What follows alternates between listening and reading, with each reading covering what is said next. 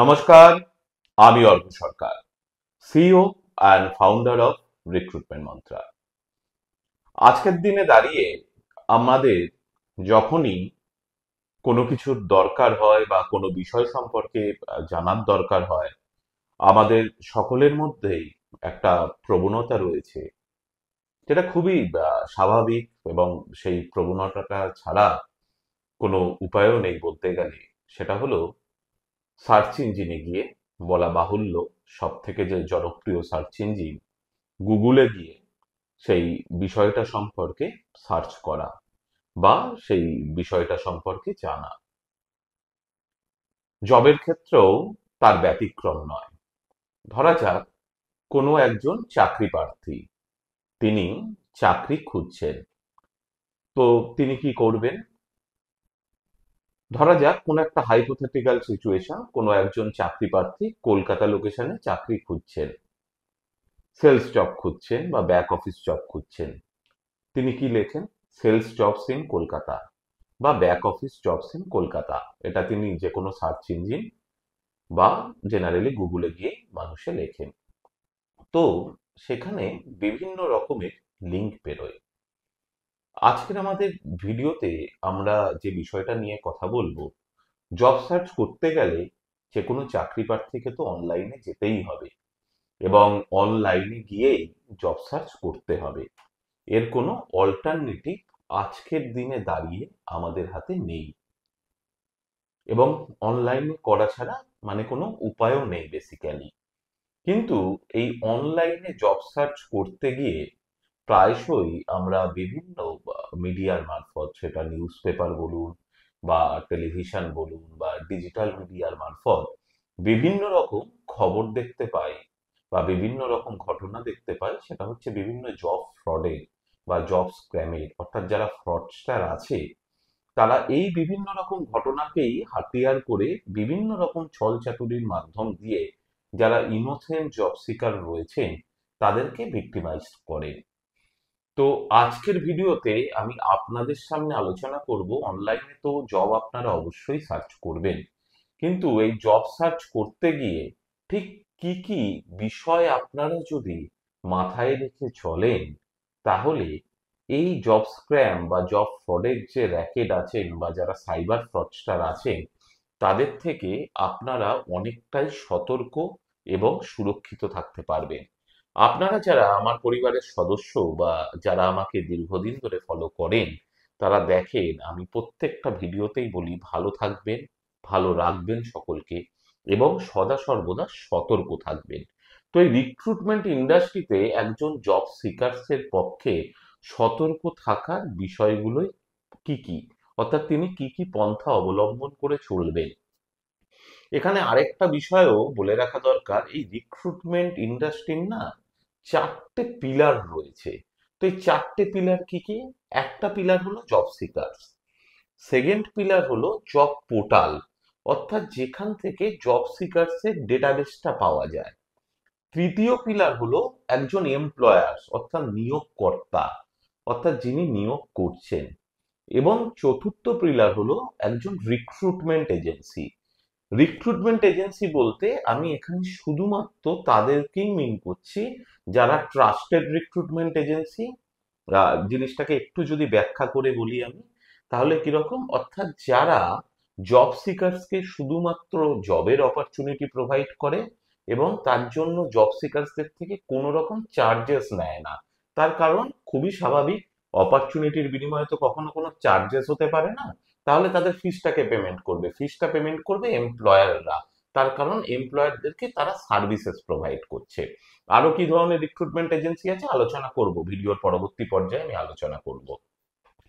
আগে প্রথমে কি কি বিষয় সম্পর্কে আপনারা মাথায় রেখে চলবেন সেটা বলার পূর্বে আপনাদেরকে যে বিষয়টা নিয়ে আলোচনা করা দরকার, আমরা সার্চ ইঞ্জিনে যখন যে কোনো বিষয় নিয়ে, জবের বিষয়টা বাদ দিই, যখন আমরা সার্চ করি যে রেজাল্ট গুলো আমাদের সামনে আসে, ঠিক কি মেট্রিক্স এর ওপর বেস করে এই বিষয়গুলো আমাদের সামনে আসে।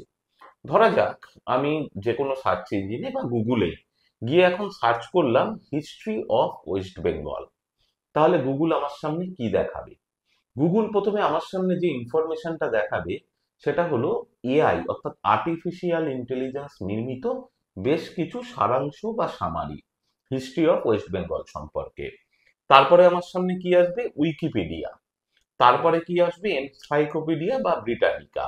তারপরে বেশ কিছু ওয়েবসাইট। এটা কিসের উপর বেস করে আসে? না, এটা বেস করে আসে যখন কোনো ভিউয়ার্স মানে আমাদের মতো মানুষরা যখন কোনো history of West Bengal search করেন, তখন কোন কোন ওয়েবসাইট সব থেকে বেশি পপুলার, অর্থাৎ কোন কোন ওয়েবসাইটে সব থেকে বেশি ক্লিক হয়। তাতে দেখা গেছে সব থেকে বেশি মানুষ ক্লিক করেন উইকিপিডিয়াতে, তারপরে মানুষ যায় ব্রিটানিকাতে, তারপরে যে সাইটগুলো রয়েছে। অ্যাট দ্য সেম টাইম, ধরুন আমি এখন গিয়ে সার্চ করলাম history of hotel in Kolkata বা হোটেল ইন দিল্লি, তখন দেখবেন যে সাইটগুলো আসবে, সেখানে বিভিন্ন রকম ওয়েবসাইট আসবে। তার মধ্যে কিছু সাইটের পাশে লেখা থাকবে স্পন্সর বলে একটা কথা। তো এখানে যে সাইটগুলো নর্মালি আসছে, এই সাইটগুলো আসছে কিন্তু অর্গানিক্যালি, অর্থাৎ বেশ কিছু সাইট আসছে যেগুলো অর্গানিক্যালি, যেগুলো popular website. At the same time যে সাইটগুলোর পাশে স্পন্সর বলে কথাটা লেখা আছে, এই সাইটগুলো হলো যে কোনো সার্চ ইঞ্জিনে একটা সার্ভিস। ধরা যাক গুগলের ক্ষেত্রে যদি বলি, যে সাইটটার পাশে স্পন্সর বলে লেখা রয়েছে, সেটা গুগলের একটা অ্যাডভার্টাইজমেন্ট ওরিয়েন্টেড সার্ভিস। সেই সার্ভিসের এগেনস্টে সেই অর্গানাইজেশন টাকা পেমেন্ট করেছে, গুগল তার সাইটটাকে নিয়ে আসছে। এই হলো সার্চ ইঞ্জিনের মেট্রিক্স। মানে যদি জবের ক্ষেত্রে দিয়ে আমি বোঝাই, আপনি ধরুন জবস ইন কলকাতা বলে লিখছেন, বা ধরুন জব কনসালটেন্সি ইন কলকাতা বলে লিখছেন, বা এইচআর এজেন্সি ইন কলকাতা বলে লিখছেন, বা back office jobs in Kolkata বলে লিখছেন, তাতে দেখছেন বেশ কিছু সাইট আপনার সামনে আসছে। যদি কোনো সাইট নর্মালি আসে, তাহলে বুঝবেন সেই সাইটটা অর্গানিক্যালি আসছে। যদি কোনো সাইটের পাশে স্পন্সর বলে কথাটি লেখা আসে, তাহলে আপনাকে বুঝতে হবে এই সাইটটি কিন্তু অর্গানিক্যালি আসছে না। এই সাইটটিকে এইভাবে আনার জন্য সেই সংস্থা গুগলকে বা অন্য কোনো সার্চ ইঞ্জিন, যে সার্চ ইঞ্জিনে আপনি সার্চ করছেন, সেই সার্চ ইঞ্জিনকে আলাদাভাবে পয়সা দিয়েছে, এবং সেই পয়সা দেওয়ার ফলে সেই সাইটটি আপনার সামনে আসছে বা উপস্থাপন হচ্ছে। ভালো কথা। তো এবার দেখা যাক, আপনি যে কোনো অর্গানাইজেশনের জন্য অ্যাপ্লাই করছেন, বিভিন্ন সাইটের মারফত আপনি অ্যাপ্লাই করছেন। প্রথম আপনার মাথাতে যে ধারণাটা থাকতে হবে, সেটা হচ্ছে আপনার নিজের প্রোফাইল সম্পর্কে। আপনার একটা শিক্ষাগত যোগ্যতা রয়েছে, হতে পারেন আপনি ফ্রেশার ক্যান্ডিডেট, হতে পারেন আপনি experience candidate, what ever it may be. আপনার যা শিক্ষাগত যোগ্যতা রয়েছে, আপনার যা অভিজ্ঞতা রয়েছে, আপনাকে প্রথমে বুঝতে হবে as per the industry standard বা বর্তমান মার্কেট সিনারিও অনুযায়ী আপনি ঠিক কি ধরনের চাকরি পেতে পারেন, এবং আপনার বেতন কাঠামোই বা কি হতে পারে। তার কারণ, আপনি যখন অনলাইনে জবের জন্য অ্যাপ্লাই করছেন, আপনাকে কিন্তু আকাশ কুসুম ভাবনা চিন্তা করলে হবে না বন্ধু। আপনার নিজের প্রোফাইল সম্পর্কে, কি চাকরি পেতে পারেন, কি ধরনের বেতন কাঠামো হতে পারে, সেটা সম্পর্কে আপনাকে একটা সম্যক জ্ঞান থাকতে হবে। এটা হলো প্রথম golden rules. Second golden rules কি, কেন বলছি আসছি। সেকেন্ড গোল্ডেন রুলস আপনাকে মাথায় রাখতে হবে, your job search never come under the price tag. এই কথাটা আমি এর আগেও বহুবার বলেছি। পাতি বাংলাতে যদি বলা হয়, টাকা দিয়ে না তো চাকরি হয়, না তো চাকরির সুযোগ হয়, না তো যদি কোনো ইনস্টিটিউশন বা যদি কোনো ব্যক্তি আপনাদেরকে বলে থাকে যে আপনাকে জব খোঁজার জন্য, জব অ্যাসিস্ট্যান্টের জন্য, জব গ্যারেন্টির জন্য টাকা দিতে হবে।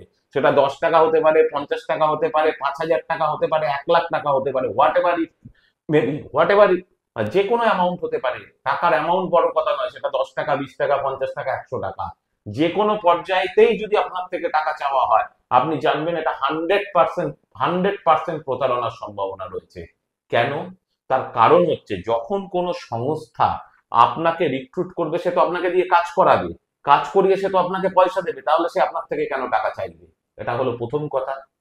তার কারণ, আপনাকে সংস্থা যদি কোনো এমপ্লয়ার রিক্রুট করে, প্রথম হচ্ছে সে দেখবে আপনি সেই কাজের জন্য উপযুক্ত কিনা। এবং এই একটা পজিশনে কোনো ভ্যাকেন্সি ফুলফিল করার পূর্বে যে কোনো সংস্থা 50, 60, 100 জন, কখনো তারও বেশি সব অ্যাপ্লিকেন্টের ইন্টারভিউ নেয়, নিয়ে একটা পজিশনে ভ্যাকেন্সি কিন্তু ফুলফিল হয়, তার আগে কিন্তু হয় না। তা সেখানে তো টাকা নেওয়ার কোনো প্রশ্নই নেই। সেই এমপ্লয়ারকে কতটা পরিমাণ পরিশ্রম করতে হয়, কত ক্যান্ডিডেটের ইন্টারভিউ নিতে হয়, কত সিভিকে স্টাডি করতে হয়, কত রকমের মেথোডোলজি অ্যাপ্লাই করতে হয়, তবে গিয়ে একটা পজিশনের ভ্যাকেন্সি ফুলফিল হয়। তাহলে যে ব্যক্তি বা যে ইনস্টিটিউশন আপনার থেকে টাকা চাইছে, তাহলে টাকা চাইছে এই কারণেই আপনাকে শুধুমাত্র প্রতারণা করার জন্য। দুটো গোল্ডেন রুল বললাম। প্রথম গোল্ডেন রুলটা কি বললাম, আপনার একটা বেসিক ধ্যান ধারণা থাকতে হবে আপনি কি ধরনের চাকরি পেতে পারেন। দ্বিতীয় গোল্ডেন রুলটা আপনাকে বললাম এই কথাটাই, যে আপনি কখনোই আপনার মাথায় রাখতে হবে জব সার্চ বা জবের জন্য কখনোই কোনো অবস্থাতে কোনো জায়গায় কোনো কিছুর বিনিময় একটাও টাকা দেবেন না।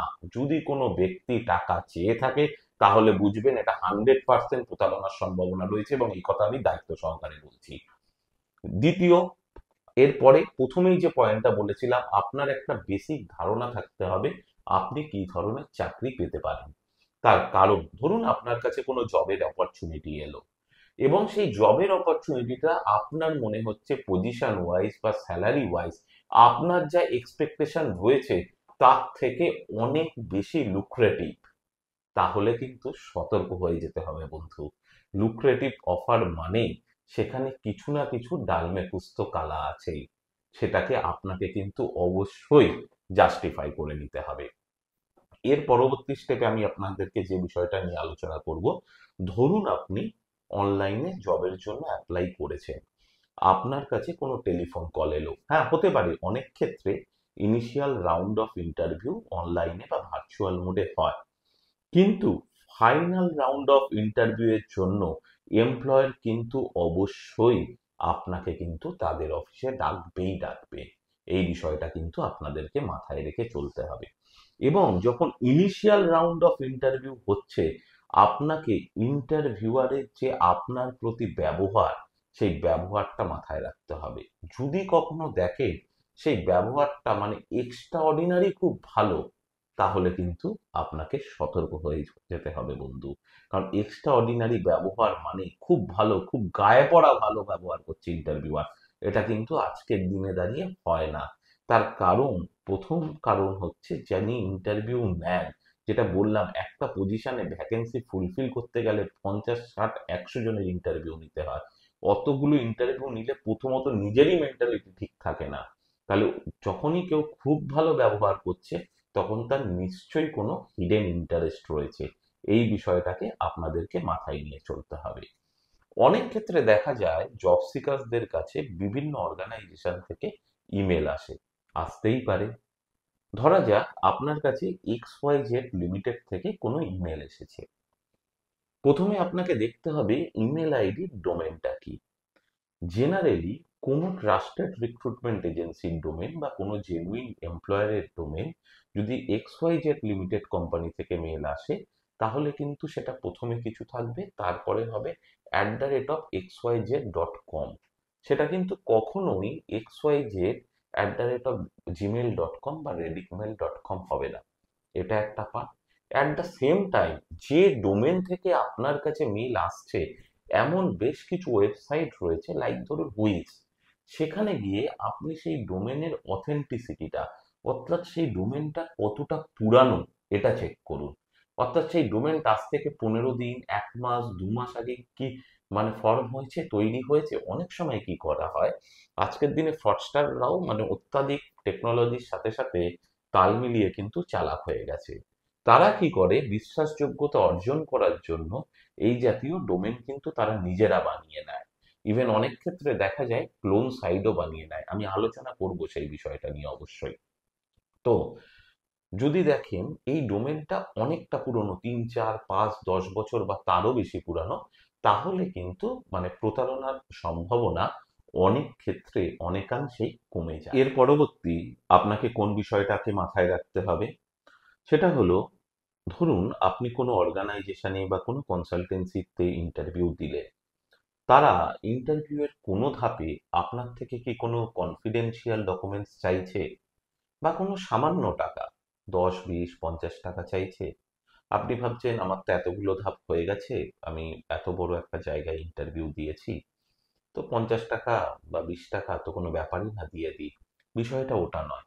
বিষয়টা হলো এই জায়গাতে, যদি আপনি এমন কোনো জায়গাতে আপনার ব্যাংক ডিটেলসটাকে পুট করে দেন, সেখানে অবশ্যই আপনি আপনার ব্যাংক অ্যাকাউন্টের ডিটেলস, সিভিভি নাম্বার বা ডেবিট কার্ড নাম্বার বা ক্রেডিট কার্ড নাম্বার দেবেন। তো সেক্ষেত্রে আপনার আপনার যে কনফিডেন্সিয়াল ইনফরমেশন গুলো থাকে, সেগুলো কম্প্রোমাইজ হয়ে যাওয়ার সম্ভাবনা থাকে। যেটা আমি ভিডিওর আগেই বলেছি, কোনো অবস্থাতেই পরিপ্রেক্ষিতে অ্যামাউন্টটা কত, এটা কিন্তু বিচার্য বিষয় নয়। বিচার্য বিষয় হচ্ছে কোনো সংস্থা, অর্থাৎ কোনো এমপ্লয়ার বা কোনো ট্রাস্টেড রিক্রুটমেন্ট এজেন্সি আপনার থেকে কিন্তু কখনোই কোনো পয়সাই চাইবে না। এই বিষয়টাকে কিন্তু আপনাদেরকে মাথায় রেখে চলতে হবে। এর পরবর্তী আপনাদের কি দেখা উচিত, আপনি যে সংস্থায় ইন্টারভিউ দিচ্ছেন, আপনি তাদের কোনো ল্যান্ডলাইন নাম্বার আছে কিনা দেখুন। কখনোই ওই মোবাইলে আপনার হোয়াটসঅ্যাপ ফোনে চাকরি, ইনস্টাগ্রামে চাকরি, এগুলোতে ভরসা না করাই ভালো। তাদের ল্যান্ডলাইন নাম্বারটাকে ভেরিফাই করুন, এবং সম্ভব হলে তাদের আপনার নিয়ারেস্ট সিটিতে যে অফিস রয়েছে সেটাকে কিন্তু অবশ্যই আপনারা ফিজিক্যালি গিয়ে একবার কাইন্ডলি ভেরিফাই। পরে যেটা আপনি ভেরিফাই করবেন সেটা হলো সংস্থার যে ওয়েবসাইট, বা আপনার সঙ্গে যদি কোনো মেল কমিউনিকেশন হয়ে থাকে, সেখানে যে ডোমেনটা রয়েছে সেটাই কি আপনার সংস্থার অ্যাকচুয়াল ডোমেন।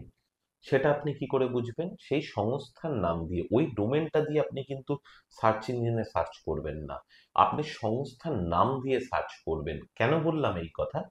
অনেক ক্ষেত্রে কি হয়, অনেক বিখ্যাত সংস্থার ফ্রডস্টাররা কি করে, ক্লোন ওয়েবসাইট অর্থাৎ ডুপ্লিকেট ওয়েবসাইট বানিয়ে নেয়, সামান্য কিছু স্পেলিং এর অদল বদল করে। সেক্ষেত্রে কি হয়, যদি এরকম কোনো ডুপ্লিকেট ওয়েবসাইট বা ক্লোন ওয়েবসাইট হয়ে থাকে, সেই সাইটটা সার্চ ইঞ্জিনে বেরোনোর সম্ভাবনা কিন্তু অত্যাধিক কম থাকে। সেক্ষেত্রে আপনি যখন নাম দিয়ে সার্চ করবেন, তখন তাদের অরিজিনাল সাইটটাই পাবেন, ক্লোন বা ডুপ্লিকেট সাইটটাকে পাবেন না। সেক্ষেত্রে আপনি বুঝতে পারবেন আপনি অ্যাকচুয়াল সংস্থাতেই ইন্টারভিউ দিচ্ছেন নাকি অন্য কোনো সংস্থাতে ইন্টারভিউ দিচ্ছেন। যদি সংস্থা অপরিচিত সংস্থা হয়, তাহলে সেই সংস্থার আপনি রিভিউ চেক করুন। রিভিউ মানে পজিটিভ রিভিউ নয়, রিভিউ মানে আপনি নেগেটিভ রিভিউ চেক করুন। আমি একথা বলবো না নেগেটিভ রিভিউ সবসময় সঠিক হয়, কিন্তু নেগেটিভ রিভিউ যদি আপনি চেক করেন, তাহলে যেটা আপনার ক্ষেত্রে অ্যাডভান্টেজ হবে, আপনি আগে থেকে সতর্ক হয়ে যেতে পারবেন। অর্থাৎ এই জাতীয় কোনো ঘটনা যদি আপনার সাথে ভবিষ্যতে ঘটে, সেখানে কিন্তু আপনি অ্যালার্ট থাকবেন।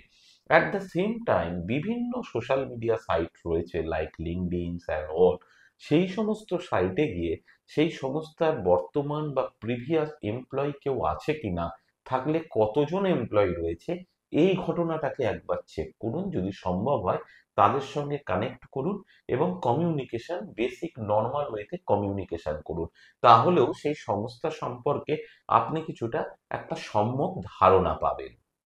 আমি যে বিষয়টা বলবো, এই পুরো ঘটনার প্রেক্ষিতে যদি আপনার কখনো মনে হয়ে থাকে যে পুরো ঘটনাটা আপনার সঙ্গে ঠিক হচ্ছে না, তাহলে পরবর্তী স্টেপে বা ইন্টারভিউ দেওয়ার ক্ষেত্রে সেখানেই বিরত থাকুন, বা যারা এক্সপার্ট বা আপনার এরিয়াতে যারা বিষয়টা সম্পর্কে বোঝে তাদের সঙ্গে আলোচনা করুন।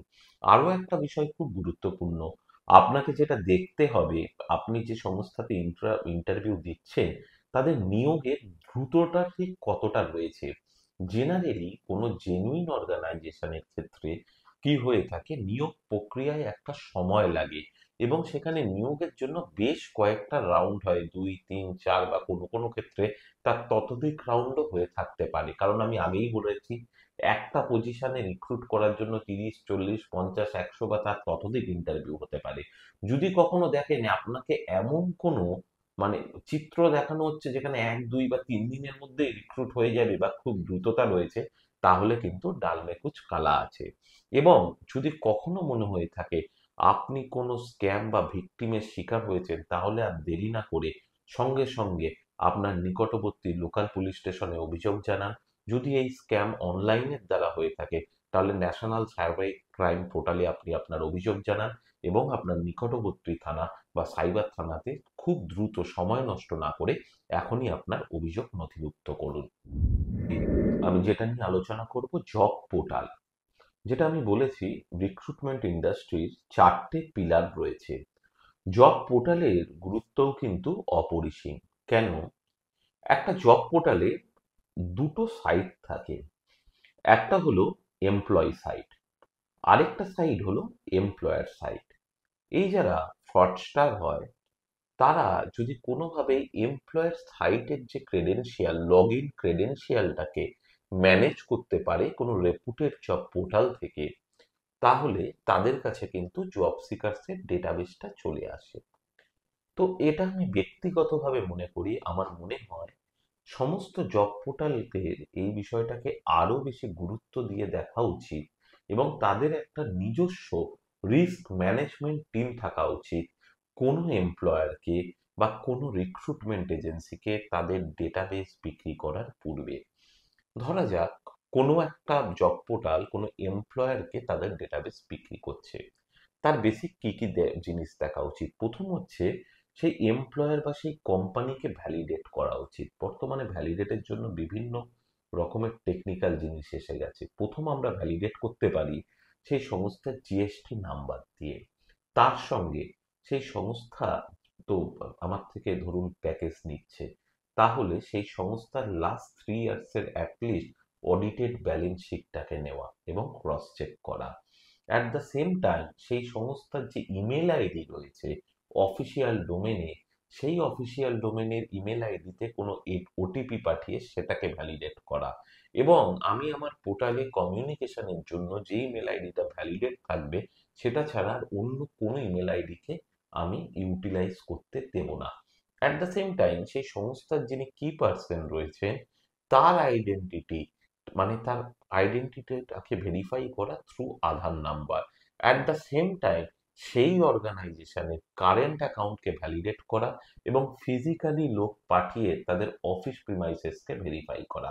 অ্যাট দ্য সেম টাইম যদি কোনো রিক্রুটমেন্ট এজেন্সিকে সার্ভিসেস তারা বেচে, along with the all the verification, ম্যান্ডেটকে ফ্রিকুয়েন্টলি প্রত্যেক মাসে 2-3 বার করে ভেরিফাই করা। ম্যান্ডেট মানে কি? একটা রিক্রুটমেন্ট এজেন্সির তো নিজস্ব সংস্থায় সেইভাবে রিকোয়ারমেন্ট থাকে না। তারা কাজ করে তাদের ক্লায়েন্ট কোম্পানির জন্য। তারা কি করে? তারা সার্চ করে। তাহলে তারা সেই সার্চটাই করবে যে রিকোয়ারমেন্ট তার ক্লায়েন্ট কোম্পানির থেকে আসবে। ক্লায়েন্ট কোম্পানি তাকে কিভাবে রিকোয়ারমেন্ট পাঠাবে? বাই মেলে পাঠাবে। তাহলে ধরা যাক একটা রিক্রুটমেন্ট কোম্পানি, তার কাছে বিভিন্ন 3টে 4টে 5টা 10টা 50টা আইডি রয়েছে। সেই আইডি থেকে কোনো মাসে 500টা সার্চ করেছে, 1000টা সার্চ করেছে। তার মধ্যে আমি বেছে নিলাম এই 5টা সার্চ তুমি করেছো, কোন ক্লায়েন্টের জন্য করেছো, কোন রিকোয়ারমেন্টের বেসিসে করেছো, সেই ম্যান্ডেটটা আমাকে দাও। কোনো না কোনো ক্লায়েন্টের মেল আইডি থেকে এসেছে, ম্যান্ডেটটা এলো, যে মেল আইডি থেকে এসেছে তার একটা অফিসিয়াল ডোমেন থাকবে, সেই ডোমেনটাকে আমি হুইচ ডেটায় গিয়ে ভেরিফাই করে নেওয়া। এইভাবে যদি জব পোর্টালগুলো কন্টিনিউয়াস বেসিসে এমপ্লয়ারকে এবং যে রিক্রুটমেন্ট এজেন্সিকে তাদের সার্ভিসেসকে বিক্রি করছে, এইটাকে যদি তাদের রিস্ক ম্যানেজমেন্ট টিমকে বা একটা টিমকে ডেডিকেটেডলি রেখে যদি মেনটেন করতে পারে, তাহলে যে এমপ্লয়ারদের ডেটাবেসটা অনেক ক্ষেত্রে কোনোভাবে এই ফ্রডস্টাররা ম্যানিপুলেট করে ম্যানেজ করে নেয়, আমি ব্যক্তিগতভাবে মনে করি সেটাকে অনেকখানি আটকানো সম্ভব হবে। এরপরে যে বিষয়টা নিয়ে কথা বলবো সেটা হচ্ছে এমপ্লয়ার। যেটা বলেছিলাম, আরেকটা পিলার হচ্ছে এমপ্লয়ার। আমি মনে করি প্রত্যেকটা এমপ্লয়ার, অর্থাৎ প্রত্যেকটা অর্গানাইজেশনের উচিত তাদের যে হায়ারিং পলিসি আছে, তারা কিভাবে হায়ার করে সেটা তাদের অফিসিয়াল ওয়েবসাইটে প্রপারলি বাই নোটিফিকেশন আপলোড করা এবং বাই নোটিশ মারফত ক্লিয়ারলি, মানে দিয়ে রাখা, যাতে যে কোনো জব সিকার চেক করলে বুঝতে পারে। অ্যাট দ্য সেম টাইম আজকের দিনে দাঁড়িয়েও ইভেন আমি আমার সংস্থাতেও এরকম অনেক টেলিফোন কল পাই বিভিন্ন এমপ্লয়ারদের কাছ থেকে, যেখানে বলা হয় আপনারা কি বা এমপ্লয়ারের মানে অর্গানাইজেশনের থেকে চার্জ করেন, এমপ্লয়ারের থেকে, নাকি জব সিকার্সের থেকে চার্জ করেন। আমার মনে হয় সমস্ত এমপ্লয়ারের উচিত আইদার তারা তাদের নিজস্ব রিক্রুটমেন্ট মানে এইচআর টিম রেখে রিক্রুট করুক, বা থ্রু এমপ্লয়ি রেফারেল বা থ্রু অ্যাডভার্টাইজমেন্ট রিক্রুট করুক, নচেত যদি কোনো রিক্রুটমেন্ট এজেন্সির থেকে ম্যান পাওয়ার রিক্রুট করে, শুধুমাত্র এমন রিক্রুটমেন্ট এজেন্সির থেকেই রিক্রুট করুক যারা শুধুমাত্র কোম্পানির থেকে চার্জ করে, অর্থাৎ এমপ্লয়ারের থেকে, এমপ্লয়ির থেকে নয়।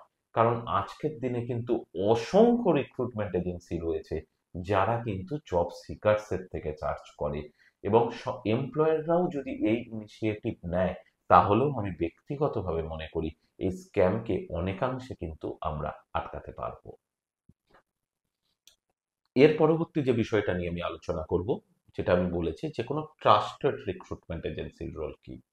আমি মনে করি আমাদের সংস্থা অর্থাৎ কলকাতা সেরা এইচআর কনসালটেন্সি তথা ফ্রি জব এজেন্সি, রিক্রুটমেন্ট মন্ত্রার মতো আরো হাতে গোনা যে হয়তো খুব অল্প পরিমাণেই রয়েছে বেশ কিছু ট্রাস্টেড রিক্রুটমেন্ট এজেন্সি আমাদের দেশ সারা ভারতবর্ষে, যারা মনে করে তারা জব সিকার্সকে শুধুমাত্র অপরচুনিটি প্রোভাইড করে এবং তার জন্য জব সিকার্সের থেকে কোনো পয়সা নেয় না, এবং এমপ্লয়ারকে তারা সার্ভিসেস প্রোভাইড করে এবং তার জন্য তারা শুধুমাত্র এমপ্লয়ার্সের থেকে চার্জ নেয়, জব সিকার্সকে অপরচুনিটি প্রোভাইড করে উইদাউট এনি কস্ট। তাদেরও একটা মরাল রেসপন্সিবিলিটি রয়েছে, সোশ্যাল রেসপন্সিবিলিটি রয়েছে, সমস্ত জব সিকার্সদেরকে গাইড করা, কিভাবে তারা জবের জন্য অ্যাপ্লাই করবে, কিভাবে তারা জব স্ক্যাম থেকে নিজেদেরকে রক্ষা করবে, অ্যাট দ্য সেম টাইম কিভাবে তাদের অর্গানাইজেশন কাজ করে, এবং প্রতিনিয়ত এই বিষয়টা সম্পর্কে জব সিকার্সদেরকে সচেতন করা, কিভাবে কোনো জব সিকার্স ভিক্টিমাইজড হয়ে গেলে তারা প্রশাসনের আশ্রয় নেবে, এবং জব সিকার্সদেরকে এই বিষয়টা সম্পর্কে অ্যাওয়ারনেস করে তোলা। পরবর্তী ভিডিওতে আমি ব্র্যান্ড প্রেরিয়র অর্ঘ সরকার, সিইও ফাউন্ডার, রিক্রুটমেন্ট মন্ত্রা, এইরকমই অসংখ্য নিত্য নৈমিত্তিক চাকরির টিপস বা চাকরির হট ওপেনিংস বা আমাদের সংস্থা কলকাতার সেরা এইচআর কনসালটেন্সি তথা ফ্রি জব এজেন্সি রিক্রুটমেন্ট মান্থার হাতে থাকা অসংখ্য জব ওপেনিংস এর হাইলাইটেড ওপেনিং গুলো নিয়ে খুব শীঘ্রই আপনাদের সামনে ফিরে আসবো। ততক্ষণ অবধি ভালো থাকবেন এবং ভালো রাখবেন সকলকে, আর সদা সর্বদা সতর্ক থাকবে। নমস্কার।